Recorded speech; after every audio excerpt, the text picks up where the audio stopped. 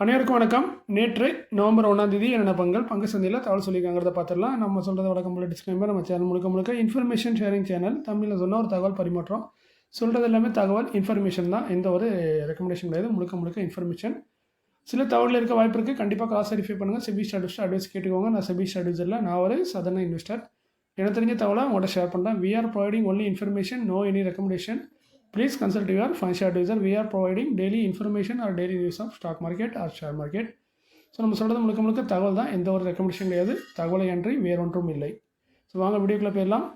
First நம்ம பார்க்கக்கூடிய பங்கு இந்திரபிரஸ்தா மெடிக்கல் கார்பரேஷன் லிமிடெட். 606 ரூபா கேன் பேஜ், 49 கோடி 50 லட்சம் ப்ராஃபிட். சேல்ஸ் 9%, நெட் ப்ராஃபிட் 17% வந்திருக்கு. இது இயர் குவார்டர் ரைட் சைடில் இருக்குது, நீங்கள் பார்த்துக்கலாம். ஸோ இயர்ல ஓரளவுக்கு நல்ல ரிசல்ட்டாக போஸ்ட் பண்ணியிருக்காங்க. ஓரியன்ட் சிமெண்ட் 214 ரூபா கேன் பேஜ், 49 கோடி ப்ராஃபிட். சேல்ஸ் 18%, நெட் ப்ராஃபிட் 2014% வந்திருக்கு. ஸோ அந்த வகையில் ஒரு எக்ஸலண்ட்டான ரிசல்ட்டாக இயரில் போஸ்ட் பண்ணியிருக்காங்க. பட் குவார்டர் ரெட்டாக இருக்குது. எஸ்பிஎஃப்சி ஃபைனான்ஸ் லிமிடெட் 114 ரூபா கேன் பேஜ், 109 கோடி profit. Sales 31%, net profit 30%. So அந்த வகையில் ரிசல்ட்டு ஒரு சூப்பரான ரிசல்ட்டை போஸ்ட் பண்ணியிருக்காங்க. ஜேகே சிமெண்ட்ஸ் 6214 ரூபா கேன் பேஜ், 159 கோடி profit. Sales 18%, net profit 17%. So இதுவும் நல்ல ரிசல்ட் தான். 15% மேலே இம்ப்ரூவ்மெண்ட் இருக்குது. ஆஜாத் இன்ஜினியரிங் லிமிடெட் 1697 ரூபா கேன் பேஜ், 33 கோடி ப்ராஃபிட். இயர்ல சேல்ஸ் 28%, நெட் ப்ராஃபிட் 56% வந்திருக்கு. ஸோ நல்ல ஒரு எக்ஸலண்ட்டான ரிசல்ட்டை ஆஜாத் இன்ஜினியரிங்கும் போஸ்ட் பண்ணியிருக்காங்க. அதர் இன்கம் இன்க்ரீஸ் ஆயிருக்கு, அது ஒரு காரணம்.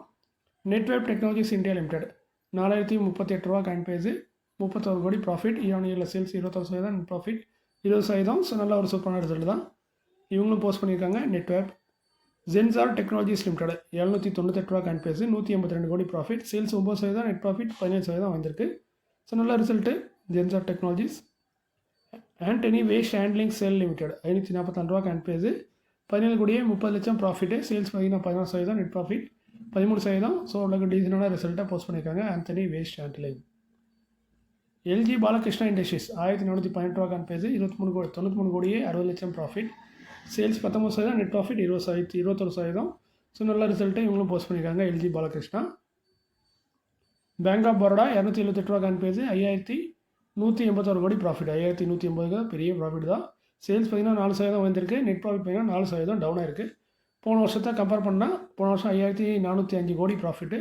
ஸோ அதை கம்பேர் பண்ணும்போது கிட்டத்தட்ட ஒரு 220 கோடி கம்மியாக தான் ப்ராஃபிட் பண்ணியிருக்காங்க. அதனால தான் டவுனு. மற்றபடி ரிசல்ட் நல்லா இருந்திருக்கும். கிராஸ் என்பிஏ 2.28 இருந்தது, 2.16 கொடுத்துருக்காங்க. நெட் என்பிஏ 0.60 இருந்தது, 0.57 கொடுத்துருக்காங்க. ஸோ ரெண்டுமே குறைச்சிருக்காங்க. ரிசல்ட்டும் ஓரளவுக்கு நார்மலான ஓகேவான ரிசல்ட் தான். பட் நெட் ப்ராஃபிட்டை பொறுத்த வரைக்கும் டவுனாக இருக்குது. MedPlus health services limited கேன் பேஸ் 763, 55 கோடியே 50 லட்சம் ப்ராஃபிட்டு. இயர்ல சேல்ஸ் 7% வந்திருக்கு. நெட் ப்ராஃபிட் 43% வந்திருக்கு. ஸோ நல்ல ஒரு ரிசல்ட்டை மெட் plus health care services post பண்ணியிருக்காங்க. இவங்க மெடிக்கலில் எல்லாமே டிஸ்கவுண்ட்டில் தருவாங்க. டிஸ்கவுண்ட்டில் தந்துமே 55 கோடி ப்ராஃபிட் பண்ணியிருக்காங்கன்னா பார்த்துக்கோங்க. ஸோ கம்பெனி நல்ல கம்பெனி மாதிரி தான் தெரியுது. ப்ராஃபிட்டை பொறுத்த வரைக்கும் அந்தளவுக்கு இருக்கா என்னன்னு தெரியல மெடிக்கலில். ஜிஎன்ஏ எக்ஸலன்ஸ் லிமிடெட் 314 ரூபா கேன் பேஜ், 31 கோடி ப்ராஃபிட்டு. இயர்ல சேல்ஸ் 10% டவுன் ஆயிருக்கு. நெட் ப்ராஃபிட் 9% வந்திருக்கு. ஸோ சேல்ஸ் டவுன் ஆனால் நெட் ப்ராஃபிட் வந்திருக்கு. ஆப்பரேட்டிங் மார்ஜின் இன்க்ரீஸ் ஆயிருக்கு. அவ்வளோக்கு ஓகேவான ரிசல்ட்டாக இருக்குது. சையாதிரி இண்டஸ்ட்ரீஸ் லிமிடெட் 253 ரூபா கேன் பேஜ், 2 கோடியே 71 லட்சம் ப்ராஃபிட்டு. சேல்ஸ் 18%, நெட் ப்ராஃபிட் 40% வந்திருக்கு. ஸோ அந்த வகையில் ரிசல்ட்டு இயர்ல ஒரு சூப்பரான ரிசல்ட்டு. அதர் இன்கம் வந்திருக்கு, அது ஒரு மெயின் ரீசனு. டாடா கெமிக்கல்ஸ் 890 ரூபா கேன் பேஜ், 154 கோடி ப்ராஃபிட். சேல்ஸ் 3%, நெட் ப்ராஃபிட் 42% வந்திருக்கு. வீழ்ச்சி அடைஞ்சிருக்கு, டவுன் ஆயிருக்கு. போன வருஷத்தை கம்பேர் பண்ணும்போது எல்லாமே டவுன் ஆயிருக்கு. அது ப்ராஃபிட் ரொம்ப டவுன் ஆயிருக்கு. கொஞ்சம் வருத்தமான விஷயம் தான். ஆப்ரேட்டிங் மார்ஜின், அதர் இன்கம் எல்லாமே குறைஞ்சிருக்கு டாடா கெமிக்கல்ஸில் இந்த குவார்ட்டரில். வேதாந்தா லிமிடெட் 494 ரூபா கேன் பேஜ், 3479 கோடி ப்ராஃபிட் பண்ணியிருக்காங்க. இயர்ல சேல்ஸ் 6%, நெட் ப்ராஃபிட் 22% டவுன் ஆயிருக்கு. சேல்ஸ் 6% வந்திருக்கு. நெட் ப்ராஃபிட் டவுன் ஆயிருக்கு. இதுக்கு நான் முக்கியமாக காரணம்னு பார்த்தீங்கன்னா குவார்ட்டர்லேயும் அதே மாதிரி தான் சேல்ஸ் வந்திருக்கு. நெட் ப்ராஃபிட் டவுன் ஆயிருக்கு. காரணம் அதர் இன்கமில் வழக்கமாக எங்களுக்கு ஒரு அமௌண்ட் வரும். 1000 கோடி 2000 கோடி 500 கோடின்னு வரும். பட் இந்த குவார்ட்டரில் என்னமோ 1500 கோடி வெளியே போயிருக்கு. ஸோ அதனால தான் வீழ்ச்சின்னு நினைக்கிறேன். அதுதான் மெயின் காரணமாக இருக்கணும். நண்பர் வேதாந்தா பற்றி கேட்டிருந்தார், நியூஸ் சொல்லிட்டேன். மற்றபடி இந்த ஸ்டாக்னா என்னென்னா நல்ல ஒரு டிவெண்ட் தரக்கூடிய ஒரு ஸ்டாக்கு. ஒரு டிவெண்ட்டுக்காக ஸ்டாக்கை வாங்குறது அட்வைசபிள் கிடையாதுங்கிறது உங்களுக்கு தெரிஞ்சது. ஸோ இது டிவெண்ட்டுக்காக கூட நல்லா டிவெண்ட் பண்ணேன்னு தான் சொல்லணும். இந்த ஸ்டாக்கெல்லாம் நல்லா டிவெண்ட் தருவார். ஏன்னா இவங்களுக்கு கடன் நிறையா இருக்குது. டிவெண்ட் கொடுத்து அவங்க அந்த கடனை அடைச்சிட்டு இருக்காங்க. Central depository services India limited CDSL சுருக்கமாக சொன்னால் 1587 ரூபா கேன் பேஜ், 140 கோடி ப்ராஃபிட். 140 கோடி ப்ராஃபிட் தான். பட் இயர்ல சேல்ஸ் 1%, நெட் ப்ராஃபிட் 14% டவுன் ஆயிருக்கு. ஸோ அந்த வகையில் ரிசல்ட்டு டவுனாக இருக்குது ஓவராலாக. கேபி செக்யூரிட்டிஸ் லிமிடெட் 19 ரூபா காயின் பேஜ் 2,69,00,000 ப்ராஃபிட்டு. ஃபினிஷ் ஸ்டாக்காக இருந்தாலும் ஒரு 2.5 கோடிக்கு மேலே ப்ராஃபிட் பண்ணியிருக்காங்க. பட் போன வருஷத்தை கம்பேர் பண்ணால் 21% சேல்ஸும் நெட் ப்ராஃபிட் 41% டவுனாக இருக்குது. ஸோ அந்த வகையில் ரிசல்ட்டு டவுனாக இருக்குது கம்பேர் பண்ணால். பாலகிருஷ்ணா இண்டஸ்ட்ரீஸ் 2,281 ரூபா காயின் பேஜ் 273 கோடி profit. Sales 1% down, net profit 21% down. So அந்த வகையில் ரிசல்ட்டு ஓவராலாக டவுனாக இருக்குது. போன வருஷத்தை கம்பேர் பண்ணால் ப்ராஃபிட் வந்து குறைஞ்சிருக்கு. 4 ரூபா ஒரு ஷேருக்கு டிவிடெண்ட் தராங்க. டிவிடெண்ட் பார்த்தீங்கன்னா 4% குறைவாக இருக்குது. இதுக்கு ரெக்கார்ட் எஸ்டேட் வந்து 7 நவம்பர். சிக்டா வந்து டயர் அண்ட் ரப்பர் ப்ராடக்ட்டில் இருக்காங்க. Balkrishna industries. RR Kabel limited 1,410 ரூபா காயின் பேஜ் 116 கோடி ப்ராஃபிட். சேல்ஸ் 20%, நெட் ப்ராஃபிட் 135% வந்திருக்கு. ஸோ அந்த வகையில் ஒரு சூப்பரான ரிசல்ட்டை போஸ்ட் பண்ணியிருக்காங்க. இவங்களும் 4 ரூபா டிவிடெண்டாக தராங்க ஒரு ஷேருக்கு. டிவிடெண்ட் 4% அதிகமாக இருக்குது. ரெக்கார்ட் எஸ்டேட் வந்து நவம்பர் 7ஆம் தேதி. சிக்டா வந்து கேபிள் அண்ட் எலக்ட்ரிக்கல்ஸில் இருக்காங்க. RR cable. Transcorp international limited காயின் பேஸ் 23 ரூபா 67 பைசா 1,71,00,000 ப்ராஃபிட் பண்ணியிருக்காங்க. சேல்ஸ் பார்த்தீங்கன்னா 49% டவுனாக இருக்குது. அப்படியே பாதியாக குறைஞ்சிருக்கு சேல்ஸ். இருந்தாலும் நெட் ப்ராஃபிட் வந்திருக்கு 618% வந்திருக்கு. ஸோ அந்த வகையில் ரிசல்ட் ஒரு சூப்பரான ரிசல்ட். அதர் இன்கம் ஆப்ரேட்டிங் கொஞ்சம் ரெண்டுமே இன்க்ரீஸ் ஆகிருக்கு. ஸோ நல்ல ரிசல்ட் தான் நெட் ப்ராஃபிட்டை பொறுத்தவரையும். அதே மாதிரி 20 பைசா டிவிடெண்ட் தராங்க. டிவிடெண்ட் வந்து ஒரு 3/4% அதிகமாக இருக்குது. ரெக்கார்ட் வந்து 10 நவம்பர். செக்டர் வந்து அதர் ஃபைனான்சியல் சர்வீஸில் இருக்காங்க. டிரான்ஸ்கார்ப் இன்டர்நேஷனல். ஜிஎஸ்சிஎல் லிமிடெட் காயின் பேஸ் 640 107 கோடி ப்ராஃபிட் பண்ணியிருக்காங்க. ஈரோனியில் சேல்ஸ் 9%, நெட் ப்ராஃபிட் 31% டவுனாக இருக்குது. ஸோ ரிசல்ட்டு போன வருஷத்தை கம்பேர் பண்ணால் டவுனாக தான் இருக்குது. ஆப்ரேட்டிங் மார்ஜின் குறைஞ்சிருக்கு. ஸோ ரிசல்ட் ஓவராலாக டவுனாக இருக்குது. அதேமாதிரி பைபேக் அனௌன்ஸ் பண்ணாங்க. அதேமாதிரி அனௌன்ஸ் பண்ணியிருக்காங்க. காயின் பேஸ் 640 இவங்க பைபேக் பண்ணுறது 725. ஸோ கிட்டத்தட்ட ஒரு 80 ரூபாய்க்கிட்ட நம்மளுக்கு கரண்ட் பேஸ் தான் அதிகமாக கொடுத்து தான் பைபேக் பண்ணுறாங்க. டெண்டர் ஆஃபர் மூலமாக தான் பைபேக் பண்ணுறாங்க. 41,37,931 ஷேர் வந்து பைபேக் பண்ண போகிறாங்க. 300 கோடி கம்பெனி இதுக்காக செலவு பண்ண போகிறாங்க பைபேக்கு. ஆல்ரெடி இவங்க சொல்லியிருந்தாங்க ப்ரொமோட்டர் வந்து இதில் பார்ட்டிசிபேட் பண்ண மாட்டாங்கன்னு. நம்ம இன்ஃபோசிஸ் மாதிரி தான் இங்கேயும் ப்ரொமோட்டர் பாசிட்டிவ் பண்ணணும்னு சொன்னாங்க. காரணம் வந்து வேறு ஒன்றும் இல்லை, அவங்க டேக்ஸ் லாபில் அதிகமாகும். ஸோ அவங்களுக்கு அதிகமாக டேக்ஸ் பே பண்ணிட்டு இருக்கும். அந்த கிடைக்கிற பெனிஃபிட்டோட அதில் லாஸ் தான் அதிகமாக இருக்கும். அந்த காரணத்தில் தான் அவங்க தவிர்த்துட்டாங்க. பெரும்பாலும் ஐஏ நெட்வொர்க் உள்ளவங்க இதை தவிர்த்துருவாங்க. ஏன்னா வந்து சிஸ்டம் சேஞ்சாக இருக்கனால அவங்களுக்கு வந்து டேக்ஸ் அதிகமாக பே பண்ண வேண்டிய அவசியம் இருக்கும். பட் ஒரு ரீட்டெயிலாக நம்ம சின்ன இன்கம் வச்சிருக்க ஆளாக இருந்தால் நம்மளுக்கு இது பெரிய பாதிப்பு இல்லை. ஸோ அப்படி தான் நினைக்கிறேன். நீங்கள் எதுக்கும் உங்கள் ஆடிட்டரை கேட்டுக்கோங்க. இந்த டீட்டெயிலாம் ஆடிட்டரை கேட்டுக்கோங்க. நான் வந்து சாதாரண மனுஷன் என்னோட கருத்தை தான் சொல்லுவேன். இது சவர்களும் இருக்கும், தவறுகள் இல்லாமலும் இருக்கும். அதை நம்ம உறுதியாக சொல்ல முடியாது. ஸோ அதனால் நீங்கள் அதை முடிவு எடுக்கிறது உங்கள் முடிவை உங்கள் ஆடிட்டரை கேட்டுடுங்க. இல்லை நீங்கள் சும்மாவே எடுங்க. இதுக்கு ரெக்கார்ட் பார்த்தீங்கன்னா 14 நவம்பர். ஸோ அது வரைக்கும் நீங்கள் ஒர்க் பண்ணிங்கன்னா நீங்கள் வந்து அந்த ரைட் இஷ்யூவில் இந்த பைபேக்கில் பார்ட்டிசிபேட் பண்ணலாம். மேபி ரேஷியோ வந்து கொஞ்சம் அதிகமாக இருக்க வாய்ப்பு இருக்குது நார்மலாக விட. ஏன்னா இப்போ ப்ரொமோட்டரே பார்ட்டிசிபேட் பண்ணலன்னா கிட்டத்தட்ட 59% வந்து ப்ரொமோட்டரு இதில் ஹோல்டிங் வச்சுருக்காங்க. ஸோ அதனால் அவங்க பார்ட்டிசிபேட் பண்ணலாம் ஆட்டோமேட்டிக்காக நம்மளுக்கு வந்து நல்ல ஒரு வாய்ப்பாக இருக்கும். நம்மளுக்கு வந்து 10 ஷேர் இல்லை ஒரு எக்ஸாம்பிளுக்கு வந்து 100 ஷேருக்கு ஒரு ஷேர் வாங்கினாங்கன்னா இப்போ 100 ஷேருக்கு 2-3 ஷேர் வாங்குறதுக்கு வாய்ப்புகள் இருக்குது. ஸோ அது வந்து ரேஷியோ நம்ம கணிக்க முடியாது. கொஞ்சம் கணக்கில்லாம் பட் கொஞ்சம் கஷ்டமாக இருக்கும். ஸோ இப்போதைக்கு நீங்கள் இந்த ஸ்டாக் வச்சுருக்கீங்கன்னா ஒரு நல்ல விஷயம். அதுமாரி இந்த ஸ்டாக்கில் இன்னொரு கன்ஃபியூஷன் ஆயிடாதீங்க. ஜிஎஸ்சிஎல் டெக்ஸ்டைல் லிமிடெட்னு ஒரு கம்பெனி இருக்குது. 77 ரூபாய்க்கு ட்ரேட் ஆகிட்டு இருக்குது. ஸோ அந்த ஸ்டாக்கை வாங்கி அந்த ஸ்டாக்கை வந்து இந்த ஸ்டாக் நினச்சி நீங்கள் தவறு தான் நினச்சிடோன்னா இதே கம்பெனி ஸ்டாக் தான். அதுவும் ஜிஎஸ்சிஎல் டெக்ஸ்டைல் லிமிடெட்னு இருக்கும். இது வந்து ஜிஎஸ்சிஎல் லிமிடெட்னு இருக்குது. ஸோ இந்த ரெண்டு ஸ்டாக்கும் கன்ஃபியூஸ் ஆகிடாதீங்க. அதையும் தெளிவுபடுத்திடுறேன். செக்டர் வந்து கமாடிட்டி கெமிக்கல்ஸில் இருக்காங்க நம்ம ஜிஎஸ்சிஎல் லிமிடெட். ஸோ நாங்கள் சொல்கிறது முழுக்க தகவல் தான். தகவல்லையும் அது ஒரு சின்ன இன்ட்டு தான். என்னென்னா ஒரே ஸ்டாக் பேரில் 2 ஸ்டாக் இருக்குன்னு. அடுத்து பார்த்தீங்கன்னா அப்கமிங் போர்டு மீட்டிங் மே கன்சிடர் முடிவெடுக்க வாய்ப்பு இருக்கா சொல்கிறாங்க. எலக்ட்ரான் இன்டர்நேஷனல் லிமிடெட் 148 ரூபா காயின் பேஜ் 5 நவம்பரில் போர்டு மீட்டிங் இருக்குது. டிவிடெண்ட் ரிசல்ட் ரெண்டுமே அனௌன்ஸ் பண்ணால் வாய்ப்பு இருக்குன்னு சொல்கிறாங்க. ஸோ இந்த கம்பெனி பற்றி நம்ம ஆல்ரெடி ஒரு வீடியோவில் சொல்லியிருக்கோம். இந்த கம்பெனி எப்படிப்பட்ட கம்பெனி என்ன மாதிரி பண்ணுறாங்கன்னு. இந்த கம்பெனியோட ஷேர்ஸ் பார்த்தீங்கன்னா கிட்டத்தட்ட 99.24%. அதாவது மொத்த ஷேர் இருக்குன்னா அதில் 99.24% ஷேர் வந்து லாக்இன் பீரியடில் இருக்குது. ஸோ அதில் யாராலும் சேல் பண்ண முடியாது. ஒரு ரொம்ப அப்போ அப்படி பார்த்தாலுமே 99% லாக்இனில் இருந்தாலும் அதிகமான ஷேர் தான் வெளியே இருக்குது மார்க்கெட்டில். ஒரு லட்சக்கணக்கில் தான் இருக்குது ஷேர். அந்த ஷேர் தான் ட்ரேட் ஆகிட்டு இருக்குது. அதனால தான் அந்த ஸ்டாக் ப்ரைஸ்லாம் பார்த்தீங்கன்னா ரொம்ப ஹையில் போயிட்டு இப்போ கீழே வந்திருக்கு. ஸோ இப்போ என்னென்னா இவங்க டிவிடெண்ட் தரதா சொல்கிறாங்க. இப்போ ரீசெண்டாக வந்த குவார்ட்டரில் கூட ப்ராஃபிட் பண்ண மாதிரி காட்டியிருக்காங்க. பட் பெனி ஸ்டாக்லாம் பண்ணுற ப்ராஃபிட்லாம் உண்மையாக போயாங்கிறது யாராலும் கண்டுபிடிக்க முடியாது. ஸோ இது வந்து இப்போ பார்த்தீங்கன்னா நம்மகிட்ட வந்து 100-400 ரூபா வாங்கிட்டு திரும்ப ஒரு 50 பைசா ரிட்டர்ன் தர மாதிரி கதையாக இருக்கும். ஸோ இவங்க அதுவும் தருவாங்களா தர மாட்டாங்கன்னு தெரியல. பொறுத்திருந்து பார்க்கும். இல்லைனா இம்ப்ளீக்காக பின்னு சொல்லிட்டு போனாலும் போயிடுவாங்க. ஸோ பொறுத்திருந்து பார்க்கும் என்ன மாதிரி டிவிடெண்ட் தராங்கன்னு. இந்த மாதிரிலாம் கம்பெனி ஜேஎம் ஃபைனான்ஷியல் லிமிடெட் 164 ரூபா காயின் பேஜ் 6 நவம்பரில் board meeting dividend result announce பண்ணாங்க. செக்டர் வந்து ஹோல்டிங் கம்பெனியாக இருக்காங்க. இந்த வருஷம் ஆல்ரெடி 2 ரூபா 7 பைசா கம்பெனி டிவிடெண்ட் கொடுத்துட்டாங்க. ஸோ இது 2ஆவது டிவிடெண்டாக இருக்கும்.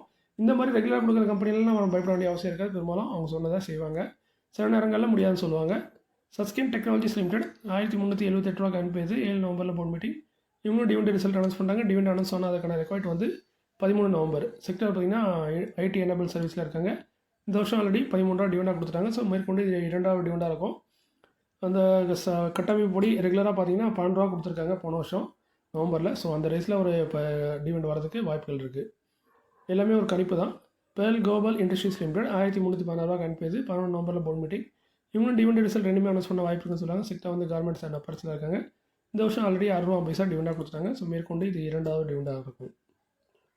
கேப்ரியல் இந்தியா லிமிடெட் கணிப்பேஸ் 1274 12 நவம்பரில் board meeting. Dividend result announce பண்ணாங்க. டிவிடெண்ட் அனௌன்ஸ் பண்ண ரெக்கார்ட் வந்து 21 நவம்பர். செக்டார் வந்து ஆட்டோ காம்பவுண்டில் இருக்காங்க. ₹2.95 ஆல்ரெடி டிவிடெண்ட் கொடுத்துட்டாங்க. ஸோ மேற்கொண்டு 2வது டிவிடெண்டாக இருக்கும். 2வது டிவிடெண்ட் ஒரு சின்ன அமௌண்ட்டாக தான் இருக்கும். ₹1.20 அந்த ரேஞ்சில் இருக்க வாய்ப்புகள் இருக்குது. நண்பர் ₹1 கேட்டிருந்தாரு. டிவிஎஸ் மோட்டரில் ஒரு போனஸ் வந்திருக்கு. அந்த போனஸ் பற்றி கொஞ்சம் விளக்கம் கொடுங்கன்னு. இதெல்லாம் முடிஞ்சு போன கதை தான். இது சின்ன விளக்கம் தான். இது சொல்கிறதும் பார்த்திங்கன்னா என்னோட தனிப்பட்ட கருத்து தான். இதை பற்றி யாருமே அதிகமான ஒரு விளக்கம் கொடுத்துருக்கவே மாட்டாங்க. எனக்கு தெரிஞ்சு என்னோட கருத்து தான். நான் அவ்வளோ தேடி பார்க்கல. பட் எனக்கு தெரிஞ்சு இதை பற்றி யாரும் அதிகம் பேச மாட்டாங்க. சிம்பிளாக சொல்லிட்டு போயிடுவாங்க. NCRPS அவங்க கொடுப்பாங்கன்னு சொல்லிட்டு போயிடுவாங்க. ரொம்ப டீட்டெயிலெலாம் சொல்ல மாட்டாங்க. ஏன்னா கொஞ்சம் குழப்பமானதாக இருக்கனால சொல்ல மாட்டாங்க. பட் நான் எனக்கு புரிஞ்சுக்கிட்டதை அவங்க சொல்கிறேன். ஸோ தவறுகள் இருந்தால் கமெண்ட்டில் தெரியப்படுத்துங்க. அதேமாதிரி இதை பற்றி வேறு யாரும் இன்னமும் தெளிவாக சொல்லியிருந்தாங்கன்னா அவங்கள பற்றி மென்ஷன் பண்ணுங்கள். முடிஞ்சால் நானும் அந்த வீடியோவை பார்க்குறேன். தமிழில் இருந்தாலும் சரி, ஹிந்தியில் இருந்தாலும் சரி. பட் நான் வந்து தமிழில் தேடி பார்த்த மாதிரி எனக்கு தெரிஞ்சு யாரும் இதை பற்றி டீட்டெயிலாக சொல்ல. இது என்னென்னு பார்த்தீங்கன்னா டிவிஎஸ் மோட்டர் இது ஆல்ரெடி இதே மாதிரி ஒரு தடவை அனௌன்ஸ் பண்ணாங்க. பட் இந்த வாட்டி நான் வந்து இந்த ஸ்டாக்கை வந்து டெஸ்ட் பண்ணி பார்க்கணும்னு பார்த்தேன். பட் முடியாமல் போயிட்டு டிவிஎஸ் மோட்டர் கம்பெனி ₹3509 கரண்ட் பேஸில் ட்ரேட் ஆகிட்டு இருக்காங்க. இவங்க ரீசன் அனௌன்ஸ் பண்ண ரெக்கார்ட் பார்த்தீங்கன்னா 25 ஆகஸ்ட். அது வரைக்கும் யாரெல்லாம் ஹோல்ட் பண்ணுவீங்களோ அவனுக்கு வந்து 4 fully paid up bonus NCRPS having face value ₹10 உள்ள ஷேர் வந்து போனஸ் ஷேர் வந்து கிடச்சிருக்கும் அப்படிங்கிற மாதிரி சொல்லியிருந்தாங்க. அது என்னென்னு பார்த்தீங்கன்னா NCRPSன்னா என்னென்னு பார்த்தீங்கன்னா ஆக்சுவலி பார்த்தீங்கன்னா நான் கன்வெர்ட்டிபிள் ரிடீமபிள் ப்ரிஃபரன்ஸ் ஷேர். அதுதான் சுருக்கமாக NCRPS.